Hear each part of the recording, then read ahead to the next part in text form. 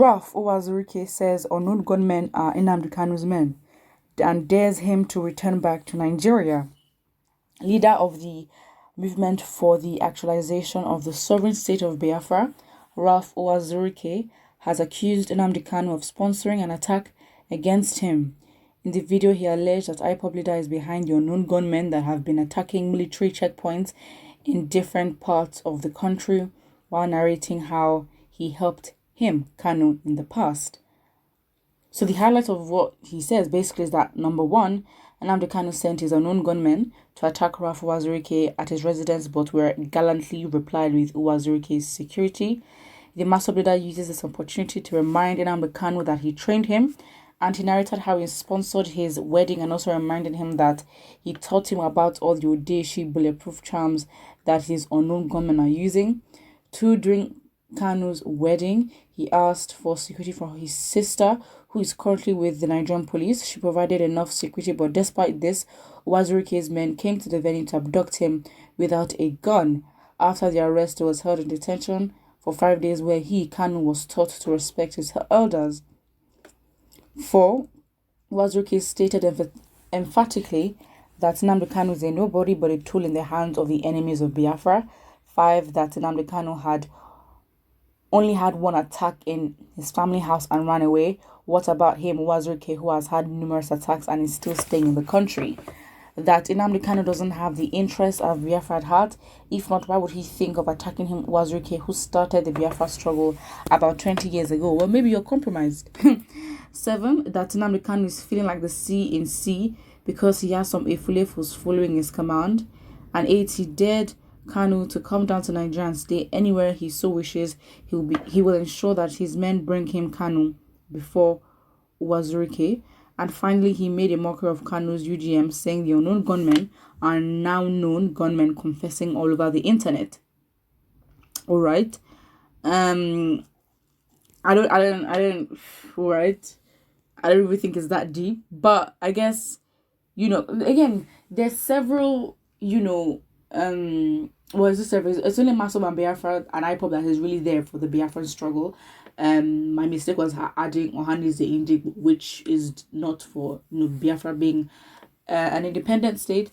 But these unknown gunmen troubles, I don't understand. It just seems like it's drama between certain people, and then people are losing their lives and paying dearly for it. At the end of the day, you started this 20 years ago, but why are you not as relevant as Nnamdi Kanu? Maybe you're not as provocative. Maybe you don't provoke. Maybe you're not as, what's the word? I don't know. But again, it's like Nnamdi Kanu actually tackles the government, the actual oppressors that make the problem of, or make barriers for Biafra being a sovereign state. Because that's the only issue at hand. Not that I say it can't happen, but of course, the forces that prevent that to happen, he basically addresses that.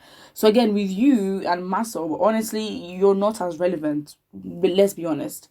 In comparison to IPOB, in terms of making ASN, being on the case of the government, because again, if the government is not on your case, it means you're not provoking them and you're not doing the right job. Because you're basically... Because for the government not to be on your case, it means that you're sidelining with them. It means that you're saying something that you're using to please their ears. Or better still, you're too scared to actually speak the truth. If you really want, Biafra to be actualized. That's basically what it is. So again, you going low by talking about, Nnamdi Kanu's wedding, how you sponsored it, giving him security. Basically, tit for tat kind of thing, where you're thinking, okay, fine, because I've done this for you in the past, I am entitled to certain things, therefore you shouldn't cross this line. At the end of the day, this also teaches us a lesson that we should be careful who helps us, because people can use it against you. And if you help people, don't use it against them. It is absolutely low, manipulative and all that. But then again, on, Uwazurike's end, it might just be a thing of disrespect, because it's like, how can you, allegedly send your gunmen to, attack me and all that, and we know who your gunmen are. I taught you everything you know. It's just very low. And it's like, as a teacher, you being envious, or I don't know what the word is, but you not being in full support of your own student is not a good look. It really isn't a good look. So let's look at what the comments say. The first person says Uwazurike is It says, Uwazurike, please don't be jealous of Nnamdi Kanu. Everybody in Igbola knows that you first started the struggle after Ojukwu, and Ojukwu wasn't jealous of you when you came up. Therefore, don't be jealous of that young man. You should have been proud that one of your sons has caught up with your visions and is creating waves all over the world instead you're here talking rubbish. True?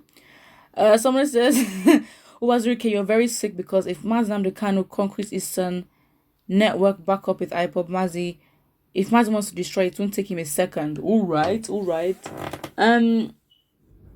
Okay, so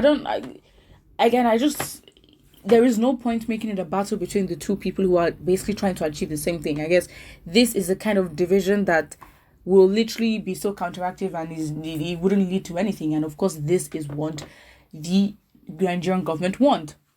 They want division. They want us, or they want Biafrans not to, focus, create division between them, make them seem like as if they're against each other, to make them look unserious, that they don't have a common goal or common aim. It's obviously more complicated than that. There are complexities to these issues, but at the end of the day, it just seems a bit better from Uwazurike's end. You giving a list and going through how you helped him in the past, and is that entitlement for me? Is the entitlement to think that because you helped him now, he can't, like, he's his own person at the end of the day, and you don't use what you've done you don't use what you do for people to buy their support. It is very childish. It's like, okay, come on now. We've left secondary school. So yes, it's just not mature enough, to be honest. And I think one thing I just want to reiterate is that something like this should not distract us. Absolutely not. We can't afford to get distracted by people that again, there is literally just no point. Why are we having this conversation? Who cares who helped you? At the end of the day, if you make it about yourselves and you actually steer away from the actual problem at hand, then what is the point? You're not doing anything. You are literally please. Another comment here says, you're still staying in Nigeria because you're a compromiser. Tell him you've never had the interest of Biafran people at heart. You only made noise to enrich yourself like your likes. In Igbo leadership, all the enemies of Igbos know it and are using the strategies against Igbos. Again, give a man money and he will sell his brother. That is very extreme, but I understand what this person is trying to say. It's absolutely true because, again, for the fact that we don't know about you, when we obviously it is common knowledge that the only thing that is stopping Biafra from being a reality is the government, so therefore you tackle that issue. But again, you don't come for the government doesn't come for you. You don't provoke conversations, or you don't provoke conversations amongst your people for them to actually, have a goal, it's very obvious he's a compromiser, and that is what it is. Put what you think in the comment section below, and don't forget to like and subscribe.